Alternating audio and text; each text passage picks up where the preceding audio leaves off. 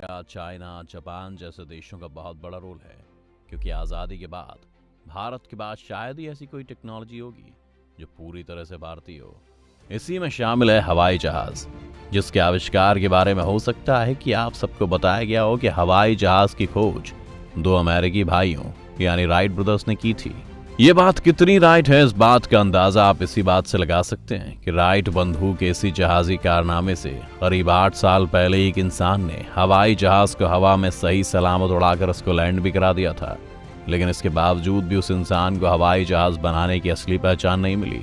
और आपको शायद ये जानकर यकीन ना हो कि वो इंसान कोई और नहीं बल्कि भारत का एक शख्स था, जिसने गुलाम भारत में कारनामा कर दिखाया।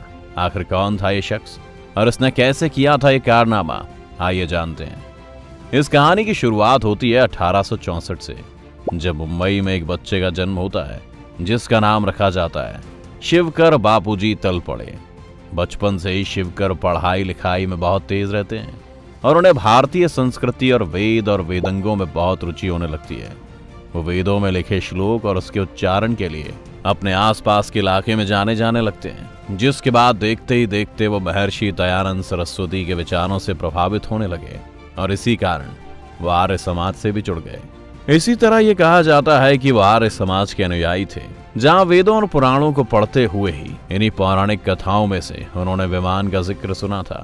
उन्होंने सुना था कि कैसे भगवान के पास एक ऐसा वाहन हुआ करता था जो उन्हें आसमान में उड़ने में सहायता करता था।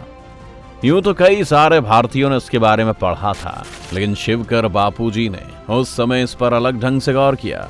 उन्होंने हजारों साल पहले भारद्वाज ऋषि द्वारा लिखी गई विमानिका शास्त्र किताब को पढ़ा, जिसे पढ़ने के बाद तो उनकी सोच ही बदल गई। भारत में हजारों साल पहले विमानों का प्रूफ मिलता है। रामायण, महाभारत के साथ साथ कई दूसरे वैदिक ग्रंथों में भी विमानों के बारे में उल्लेख है। बाकी लोगों के लिए बातें केवल एक कल्पना थी, लेकिन शिवकर बापूजी ने इन्हें सच समझा और वे लग गए विमान बनाने में। विमान बनाने में सबसे बड़ी चुनौती जो थी वो ये थी कि जरूरी सामान कहां से लाया जाए। इस परेशानी के कारण दो थे। पहला कारण था कि उनके पास पैसों की काफी कमी थी, सामान बहुत सारा लाना था, और दूसरा कारण था कि सारा काम अंग्रेजों की नजर से बचाकर करना था। उन्होंने बांस की लकड़ियों का इस्तेमाल कर विमान बनाना शुरू किया और ईंधन के तौर पर इसमें तरल पारा यानी लिक्विड मर्करी का इस्तेमाल किया गया। पारे का इस्तेमाल इसलिए क्योंकि कहा जाता है कि पारा जैसे ही सूरज की रोशनी के संपर्क में आता है वैसे ही हाइड्रोजन रिलीज होने लगती है। चूंकि हाइड्रोजन हवा से हल्की होती है, इसीलिए उसे उड़ने में मदद मिलती है, ऐसा शिवकर का मानना था। इसी तरह फाइनली अपनी मेहनत और पैसा लगाने के बाद उन्होंने विमान को उसका रूप दे ही दिया। उन्होंने इस विमान का नाम मरूत सखा रखा। मरूत का मतलब था हवा और सखा का मतलब था दोस्त। विमान पूरी तरह से बनकर तैयार हो चुका था और अब बारी थी उसे उड़ाने की। साल 1895 में एक सुबह शिवकर बापूजी अपना विमान लेकर मुंबई की चौपाटी पर पहुंच गए। उनके इस आविष्कार को देखने के लिए वहां ना कोई पत्रकार और ना ही कोई वैज्ञानिक मौजूद था। वहां थे तो बस बापूजी के कुछ अपने लोग जिन्हें उन पर भरोसा था। उन्होंने अपना विमान उड़ाने के लिए तैयार किया और मनी बन सबने उनकी कामयाबी के लिए दुआ की। विमान शुरू हुआ और देखते देखते वो जमीन के ऊपर उठने लगा। ये सब देखकर वो हैरान हो गए। लोगों ने पहली बार ऐसी मशीन देखी जो हवा में चल रही थी। कहते हैं कि ये विमान करीब 1500 फीट की ऊंचाई तक उड़ा, लेकिन इसके बाद वो नीचे आ गिरा। विमान को नीचे गिरा देख सब निराश हो गए। शिवकर बापूजी की कोशिश कामयाब तो थी, पर पूरी तरह से नहीं। वो समझ गए थे कि अगली बार वे इसमें कामयाब हो जाएंगे, लेकिन दोबारा काम शुरू करने के लिए उनके पास बिल्कुल भी पैसा नहीं था। उन्होंने कई व्यापारियों से मदद मांगी, लेकिन सबने मना कर दिया।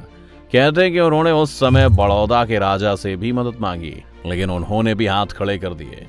इधर दूसरी ओर अंग्रेजों को उनकी इस खोज की भनक लग गई थी। अंग्रेजों को ये सब चीजें रास नहीं आ रही थी और उन्होंने एक षड्यंत्र रचा। रेली ब्रदर्स नामक एक अंग्रेज कंपनी तलपड़े जी के पास गई और उन्होंने उनके पास एक प्रस्ताव रखा। उन्होंने कहा कि हम विमान बनाने में आपकी आर्थिक सहायता करेंगे, लेकिन उसके बदले आपको बस विमान का डिजाइन हमें देना होगा। तलपड़े जी होशियार तो थे पर चालाक नहीं। वो अंग्रेजों की इस चाल को समझ नहीं पाए और उनसे समझौता कर बैठे। डिजाइन मिलने के बाद रेली ब्रदर्स की कंपनी लंदन चली गई और कहा जाता है कि वहां ये डिजाइन राइट ब्रदर्स के हाथों लग गई। अंग्रेजों से धोखा खाने के बाद कुछ दिन में ही तलपड़े जी की मृत्यु हो गई और इस तरह भारत की इस महान खोज का उसके वैज्ञानिक के साथ ही अंत हो गया। आपको बता दें कि आज तक दुनिया भर में जितनी भी खोजें हुई हैं उनमें से कई सारी हमारे प्राचीन ग्रंथों में पहले से ही मौजूद थी, लेकिन विडंबना ये थी कि हमने इन चीजों की तरफ कभी ध्यान ही नहीं दिया। राइट बंधुओं के दावे को फ्रांस की एक कंपनी ने चुनौती भी दी थी और इस तरह का आविष्कार करने का दावा किया, लेकिन 1908 में अमेरिका ने राइट बंधुओं के आविष्कार को मान्यता दी थी, पर भारत की ओर से ऐसा दावा आज तक नहीं किया गया, जिसके कुछ कारणों में एक कारण ये भी है कि इस कारनामे को अंजाम देने के लिए मर्करी वोर्टेक्स इंजन का इस्तेमाल किया गया। ये मर्करी यानी पारे का ड्रम था जो सूर्य की रोशनी में संपर्क में आने पर हाइड्रोजन छोड़ता था और जहाज ऊपर की ओर उड़ता था। यह जानना दिलचस्प होगा कि पारा सूर्य की रोशनी के साथ किसी किस्म की प्रतिक्रिया नहीं करता है। ये बात जरूर है कि सूरज की रोशनी से प्रेरित रासायनिक प्रतिक्रियाओं में भागीदारी कर सकता है, लेकिन ये ऑक्सीजन के साथ बहुत थोड़ी मात्रा में रिएक्ट करता है।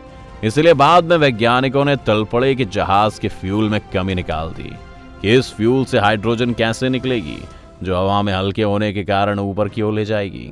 इसीलिए कुछ और भी कारण है जिसकी वजह से तलपड़े को उनके जहाज और उड़ान के कारण वो पहचान नहीं दी गई। खैर बात जो भी रही हो, लेकिन इसके अलावा भी कई ऐसे आविष्कार और टेक्नोलॉजी दुनिया में मौजूद हैं जिसकी खोज या कहें कि जिसका अस्तित्व भारत के प्राचीन धर्म ग्रंथों में देखने को मिलता है, लेकिन इन सब के बावजूद भी हम खुद भी ऐसी बातों को इग्नोर करते रहते हैं। आपको क्या लगता है आखिर क्यों भारतीयों